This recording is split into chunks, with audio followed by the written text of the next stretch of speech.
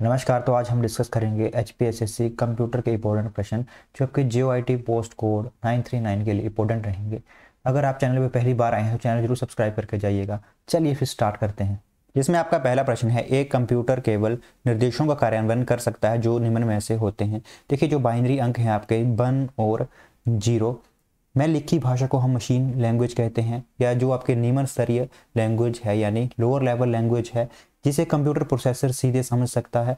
लेकिन जो आपकी हायर लेवल लैंग्वेज है उसमें हमको कंपाइलर का यूज़ करके हायर लेवल लैंग्वेज को पहले कन्वर्ट करना पड़ता है लोअर लेवल लैंग्वेज में, जिससे आपका कंप्यूटर उस भाषा को समझ सकता है। तो वहाँ पे ऑप्शन ए सही होगा, मशीन लैंग्वेज। इसके बाद आपका अगला प्रश्न है, a set of instruction executed directly by a computer central processing unit is. एक कंप्यूटर के सेंट्रल प्रोसेसिंग यूनिट यानी CPU द्वारा सीधे संचालित किए जाने वाले निर्देश का एक सेट है। देखिए, कंप्यूटर के सेंट्रल प्रोसेसिंग यूनिट यानी CPU द्वारा जो सीधा संचालित किया जाता है इसे हम मशीन लैंग्वेज कहते हैं। ऑप्शन बी सही होगा।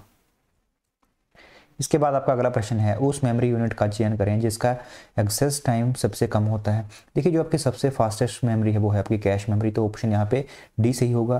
देखिए, जो आपकी कैश मेमोरी है वो सबसे फास्ट मेमोरी है और इसका दूसरा नाम जो है आपका, इसे ऑक्सिलरी मेमोरी के नाम से भी जाना जाता है। यह बहुत हाई स्पीड से डाटा को रिट्राइव कर सकती है, तो ऑप्शन यहाँ पे डी सही होगा। इसके बाद आपका अगला प्रश्न है, the first programming language was. देखिए, जो आपकी फर्स्ट प्रोग्रामिंग भाषा थी ये थी आपकी फोरट्रॉन, तो ऑप्शन यहाँ पे बी सही होगा। देखिए, उच्च स्तरीय भाषाओं के विकास का श्रेय जो है आपका IBM कंपनी को जाता है। इस कंपनी ने फोरट्रॉन नाम की जो पहली उच्च स्तरीय भाषा का विकास किया था, जिसके माध्यम से आप जो भी आपके मैथमेटिकल फॉर्मूला है उसको आसानी से हल कर सकते हैं। आप ऑप्शन बी सही होगा।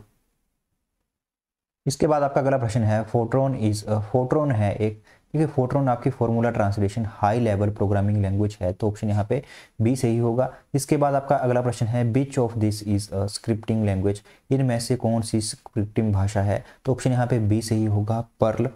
देखिए, जो पर्ल एक आपकी इंटरप्रिंटेड डायनेमिक्स प्रोग्रामिंग लैंग्वेज है, इसका प्रयोग मुख्यतः आप नेटवर्किंग प्रोग्रामिंग, फाइनेंस और बायो इन्फॉर्मेटिक्स में होता है, इसलिए इसे स्क्रिप्टिंग लैंग्वेज कहा जाता है। तो ऑप्शन यहाँ पे बी सही होगा। इसके बाद अगला प्रश्न है, which one is used for complex scientific calculation. देखिए, जटिल वैज्ञानिक गणनाओं के लिए किस लैंग्वेज का यूज़ किया जाता था, ये किया जाता था फोरट्रॉन यानी फॉर्मूला ट्रांसलेशन। यहाँ पे ऑप्शन सी सही होगा, इसको करेक्ट कर लीजिएगा।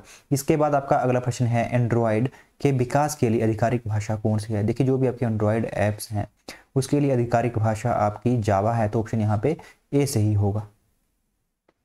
इसके बाद अगला प्रश्न है, निम्नलिखित में से कौन सा प्रोग्रामिंग भाषाओं के समूह का सदस्य नहीं है, यानी इनमें से कौन सी आपकी लैंग्वेज नहीं है, तो ऑप्शन यहाँ पे बी सही होगा। ये आपका पोस्ट ऑफिस प्रोटोकॉल है, असेंबली आपकी लैंग्वेज है, C++ लैंग्वेज है और जावा की लैंग्वेज है, तो ऑप्शन यहाँ पे बी सही होगा। इसके बाद आपका अगला प्रश्न है, which of the following is not a type of loop in C language. निम्न में से कौन सी में लूप का एक प्रकार नहीं है।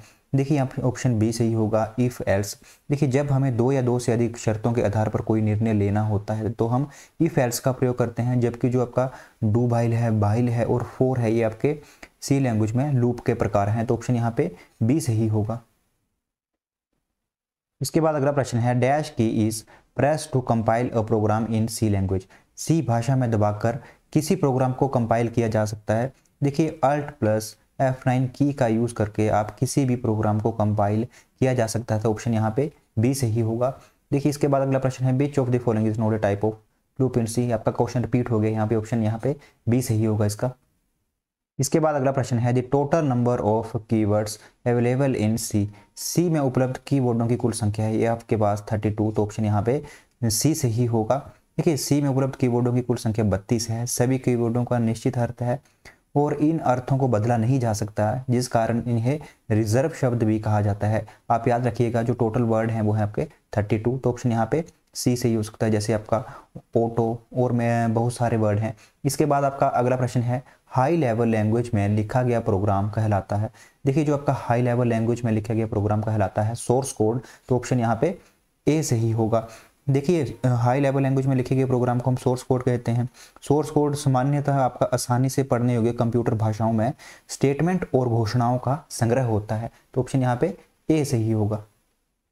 इसके बाद अगला प्रश्न है, which of this is not a valid keyword used in C language. C भाषा में निम्नलिखित में से क्या एक वैध कीवर्ड नहीं है? तो ऑप्शन यहाँ पे बी सही होगा। ब्रैकेट देखिए जो आपके टोटल 32 वर्ड्स हैं उसमें वाइल, पब्लिक और इंड ये सभी वर्ड आते हैं। ऑप्शन यहाँ पे बी सही होगा जो आपका सी लैंग्वेज में इंक्लूड नहीं है। इसके बाद आपका अगला प्रश्न है all pre processor command in C begin with C में सभी प्री प्रोसेसर कमांड शुरू होती हैं, ये होती हैं आपकी हैश के साथ। ऑप्शन यहाँ पे बी सही होगा। देखिए सी प्रोग्राम के प्रत्येक हेडर एरिया में हैश होता है। इस प्रकार हम इन फाइलों को प्री प्रोसेसर कहते हैं। इनकी शुरुआत आपकी हैश से होती है। देखिए इनमें जो स्टेटमेंट की तरह सेमी कोलम नहीं दिया जाता। प्री प्रोसेसर में एक प्रोग्राम होता है जो सोर्स कोड कंपाइल होने से ही एग्जीक्यूट होता है। तो ऑप्शन यहाँ पे बी सही होगा। इसके बाद अगला प्रश्न है which of this is not a keyword used in C language? C भाषा में निम्नलिखित में से क्या कीवर्ड नहीं है? माई सेल्फ जो है आपका सी भाषा का कीवर्ड नहीं है। तो ऑप्शन यहाँ पे ए सही होगा। केस, डू, रजिस्टर ये सभी वर्ड आपके सी लैंग्वेज के वर्ड हैं। इसके बाद आपका अगला प्रश्न है which of the following operator is used as an address operator in C? C में पता संकारक के रूप में निम्नलिखित संकारक का प्रयोग किया जाता है। देखिए जो सी लैंग्वेज में आपका एम्परसेंड ऑपरेटर है यानी ऑप्शन बी ऑपरेटर का प्रयोग हम वेरिएबल के एड्रेस को होल्ड करने के लिए किया जाता है। तो ऑप्शन यहाँ पे बी सही होगा।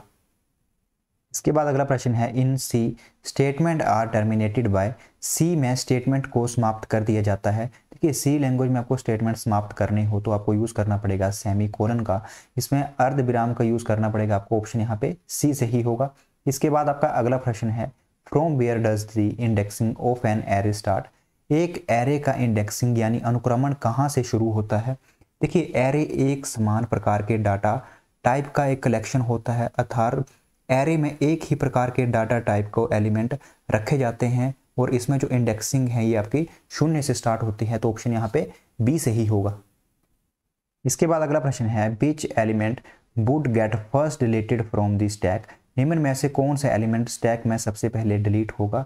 देखिए स्टैक एक लीनियर डाटा स्ट्रक्चर है जो डाटा ऑपरेशन परफॉर्म करने के लिए पर्टिकुलर सीक्वेंशियल ऑर्डर को फॉलो करता है। स्टैक में सर्वप्रथम जो है आपका शीर्ष का एलिमेंट डिलीट होता है क्योंकि यह आपका लीफो को फॉलो करता है। लीफो की फुल फॉर्म है आपकी लास्ट इन फर्स्ट आउट। यहाँ पे ऑप्शन डी सही होगा। The element at the top of the stack, stack के शीर्ष का एलिमेंट। इसके बाद अगला प्रश्न है which of the following condition correctly check the underflow condition in a queue? निम्न स्थितियों में से कौन सी स्थिति क्यू में अंडरफ्लो की स्थिति को सही ढंग से जांचती है? तो ऑप्शन यहाँ पे ए सही होगा। Front equal to -1। देखिए क्यू में अंडरफ्लो की स्थिति का सही ढंग से जांचने के लिए फ्रंट इक्वल टू -1 का उपयोग करते हैं हम। तो ऑप्शन यहाँ पे ए सही होगा। तो यह है अंत इस वीडियो का। अगर वीडियो अच्छी लगी हो तो चैनल जरूर सब्सक्राइब करके जाइएगा।